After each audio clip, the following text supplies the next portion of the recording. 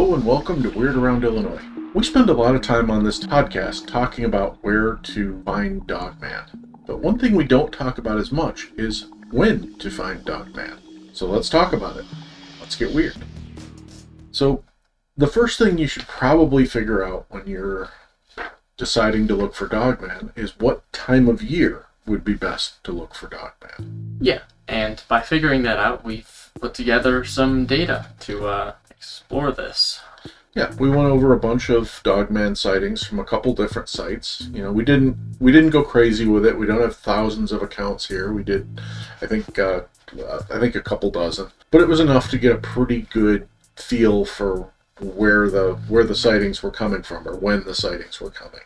Yeah, so what we determined for time of year is there have been approximately 6 winter sightings, 3 spring sightings, 11 summer sightings, and 4 fall sightings, being the second lowest. So. And for the purposes of this study, winter was December through February. Spring was March through May. Summer was June through August.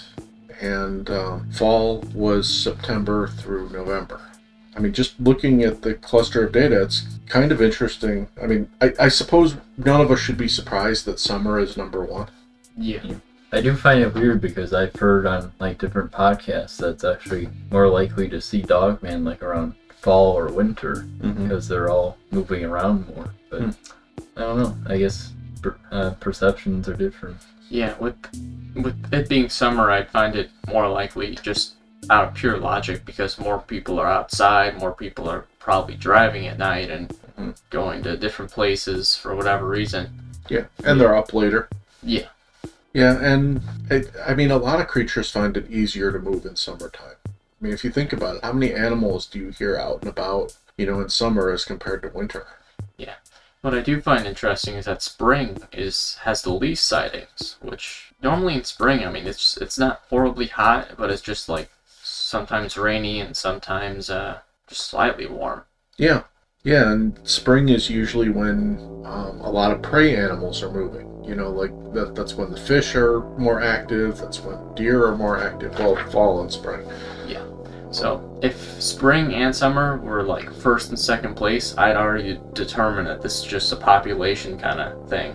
But that's interesting that winter is the second. It's weird. Yeah, it really is. I mean, yes, Dogman has a lot of fur and probably can withstand the cold temperatures a lot better than we can, but you would think that, that there aren't as many prey animals out and about in wintertime, so he would probably be trying to conserve his energy and just hiding somewhere.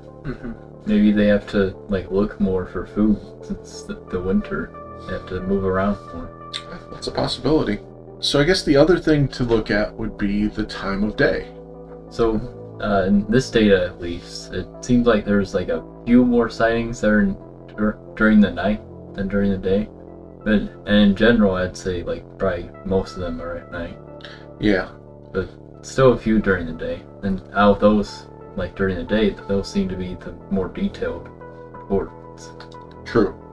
Which makes sense. I mean, you can see more during the day. But I do find it interesting to note that what percentage are we looking at here? I think it's 75% of the sightings happened either at night or early morning. And by early morning, I mean prior to 5 a.m., so prior to the sun coming up. So, that tells me that Dogman's a nocturnal creature. Yeah. And I would think that if he's out during the day, that would be bad news. Because, just as a general rule, if you see a predatory animal who's nocturnal, like say a coyote, and he's out during the day, it means either he is sick or he is starving, or both. Yeah, I guess that would point towards Dogman going near extinction, huh? Well, yeah, it could, or it could mean that he's just not getting enough food, which means that you could become his lunch. Oh, yeah, that's a better thing to point out. Yeah. I wonder if there's a correlation between if people see Dogman during the day more often when it's winter, because that would kind of make sense, because Dogman has to hunt for food more, probably. I think we've got some statistics on that, don't we? Yeah. Yeah, so if we were to look at the winter sightings. Okay, so we've got in January we have a late night sighting. In February we've got 2 late night sightings. In December we have an unknown sighting time. So no, it looks like the daytime sightings are actually in summertime. Okay. Huh. Interesting. Weird. There's a good theory. Because you would think that they would move more during the daytime in winter because it would be warmer and there'd be more daylight and they could just be more effective then. But I guess not. Yeah, I wish we had more detail on these sightings. Like, what were the weather conditions at the time? And do these daytime sightings only happen on like rainy, foggy days? That would be my next hypothesis, that maybe that's why they're coming out during the day, that maybe it's so overcast that it feels like night to them. Yeah, we need data from like many more states than like around Illinois for that. True. Yeah, we mainly just pulled from like a 4-state region around Illinois. I think it was Illinois, Iowa, Wisconsin, and Michigan. Yeah. So, interesting. When we look at this, I mean, the first conclusion you jump to is that, okay, you want to go at night during summertime to find Dogman. Here's my problem with this, though, and you kind of alluded to it earlier when you were talking about time of year. There's a human bias in here. Dogman could be out there a lot more when we're not out there. Maybe we're not seeing some sightings at like 2 or 3 in the morning because there's nobody out and about at 2 or 3 in the morning. And maybe we're not seeing some sightings in the dead of winter because people aren't out as much in the dead of winter.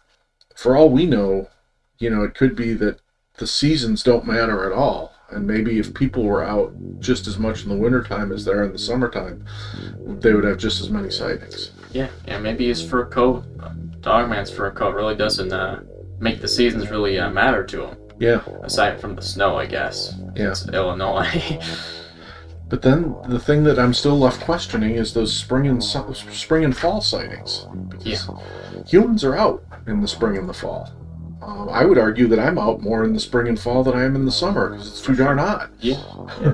And why do more people seem to see them at night, even though people are like in forests less often and probably driving less often?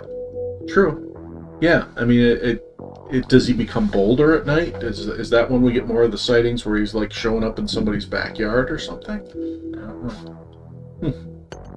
It's interesting, and again, I wish we had more data on these things like phases of the moon, because that's something we've also talked about many times in the past, and weather, and maybe do some sort of a correlation between region and time of year, which we kind of did in a previous podcast when we talked about their migratory patterns. We felt like they do tend to move more southward as the weather gets colder, which, lends to our theory that Dogman may be a migratory animal instead of a stationary animal. Yeah. And that they follow rivers. Right. Which, when you think about it, during the winter, that they couldn't really do that because it's all frozen. Right. Yeah, there'd be no point to it because there's no food or water coming from the river because it's frozen. Yeah. So, so that if they're following the rivers, it would make sense for them to follow the river far enough south that they would still have open water in those winter months. Yeah. Or they would have to, cross the city or whatever, which could be those sightings that we see, second from summer. Yeah, that's a good point. Maybe the ones that aren't migrating and aren't following the river to warmer climates may have to get closer to humans to get food and water.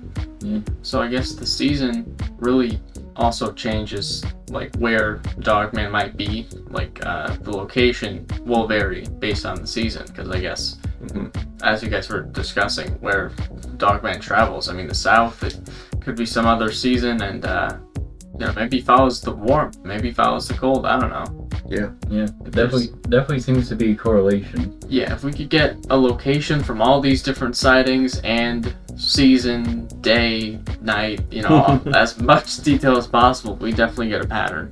Yeah. But we can't interview all these people. Yeah. So it sucks. Well, we'll keep looking for more reports and more databases, and hopefully we can find some people who've taken some more detailed reports that we can sift through.